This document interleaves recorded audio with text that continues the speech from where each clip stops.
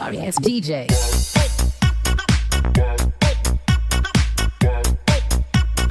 Assalamualaikum warahmatullahi wabarakatuh. Salam sejahtera untuk kita semua.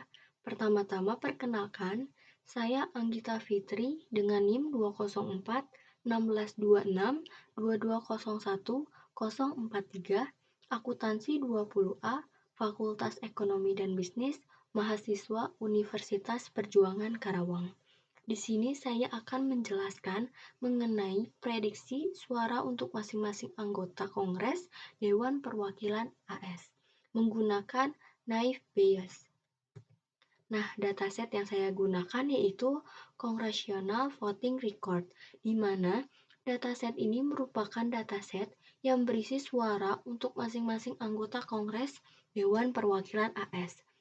Dan tujuan dari dataset ini yaitu membuat model yang dapat melakukan klasifikasi apakah seorang penduduk memilih, menentang, atau tidak memilih. Di sini saya menggunakan metode naive Bayes, merupakan metode klasifikasi probabilistik yang berdasarkan pada teorema Bayes. Simpelnya, kita berdasarkan teorema Bayes yang menyatakan bahwa probabilitas berdasarkan belief atau kepercayaan kita sebelumnya atau percobaan kita sebelumnya. Contohnya saya membeli makanan. Saya ambil contoh seblak. Saya datang ke tokonya dan membeli. Rasanya enak, asinnya pas, gurihnya pas, pedasnya pas, sesuai dengan yang saya minta. Kemudian semakin besar saya datang ke toko yang sama, maka hasilnya semakin sama, tidak akan beda tentunya. Nah, lalu saat pembelian keempat, saya merasakan bahwa rasanya sedikit berbeda, yaitu terlalu asin. Nah, intinya dari rumus ini adalah bagaimana kita bisa menerapkan informasi yang sudah kita punya sebelumnya untuk mengupdate atau memperbarui pengalaman kita yang nantinya itu akan menjadi probabilitas kira-kira ke depannya akan terjadi seperti apa. Nah, disebut dengan model probabilistik. Nah, kalau di percobaan kali ini kita akan mencoba melakukan cross validation.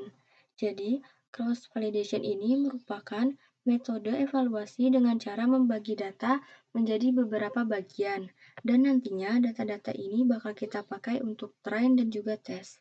Nah, berapa banyak data yang kita bagi disebut sebagai scaffold validation. Ini menunjukkan berapa banyak pembagian yang akan kita lakukan. Contohnya, kita akan melakukan K yang sama dengan 5. Nah, artinya kita akan melatih data model ini dengan 5 kali. Ada 5 literasi dan juga datanya kita bagi menjadi 5 bagian yang sama besar nantinya.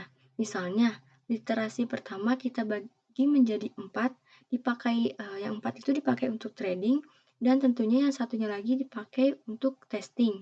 Nah, tujuan dari cross validation ini ketika saya atau kita ingin menggunakan data yang berbeda-beda, tapi data ini saat kita mencoba apakah dia akan tetap mempertahankan akurasinya.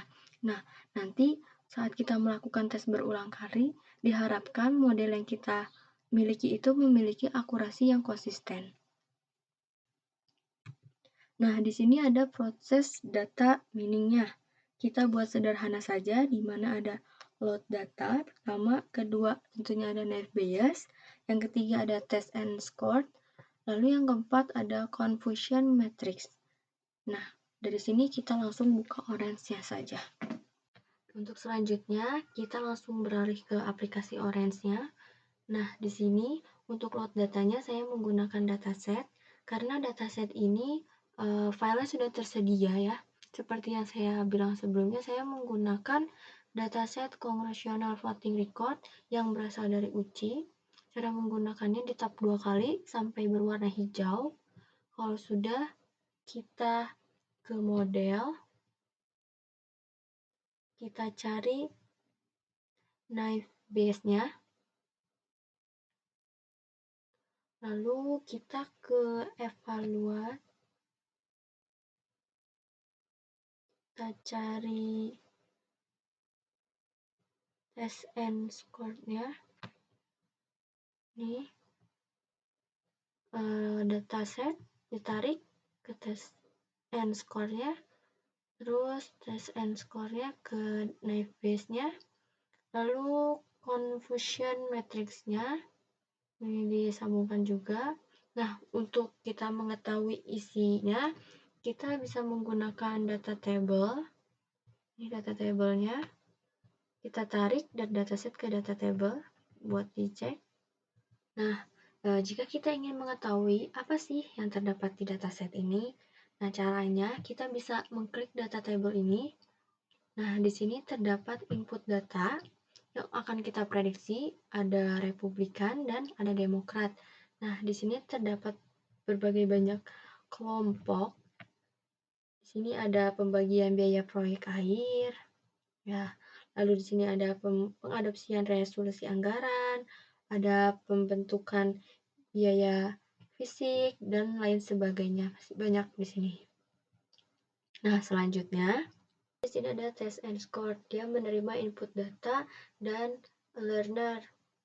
Nah, untuk mengeceknya, kita klik 2 kali. Di sini kita mendapatkan akurasi sebesar 0,9, artinya 0,97%.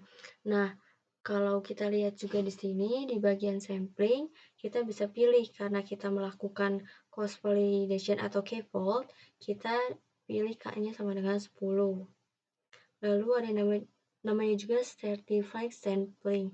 Lalu kalau kita lihat juga dalam confusion matrix-nya, ternyata hasil dari klasifikasi kita, dia ada Demokrat untuk 30 dan 13, lalu Republik ada 155 dan 237.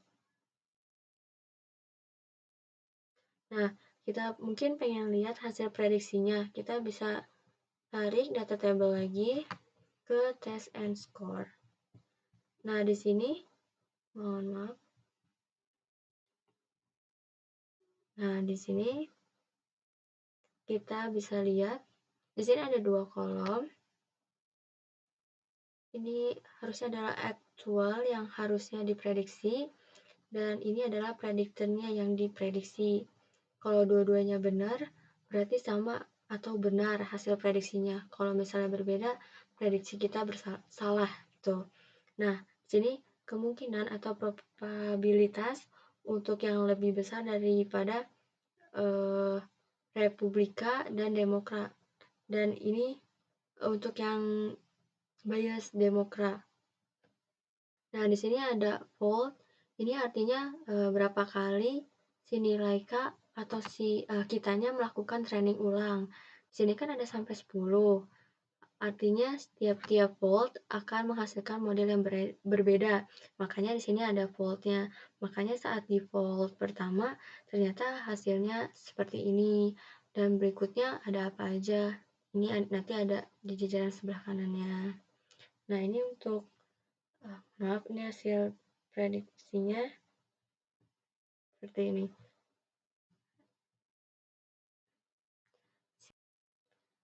Nah, simpelnya seperti itu untuk kita melakukan klasifikasi data dengan dataset ini. Sebenarnya teman-teman ingin melakukan dataset apapun dengan metode apapun, konsepnya pun sama seperti ini, test and score, dan modelnya pun ingin seperti apa tinggal diganti-ganti. Yang jelas kita harus tahu bagaimana cara kita mempresentasikan data dan bagaimana cara kita mengevaluasi hasil mengevaluasi yang kita lakukan. Nah, mungkin sekian untuk penjelasan video kali ini. Mungkin banyak kekurangan dan kesalahan, mohon dimaafkan. Sebelumnya terima kasih, semoga bermanfaat.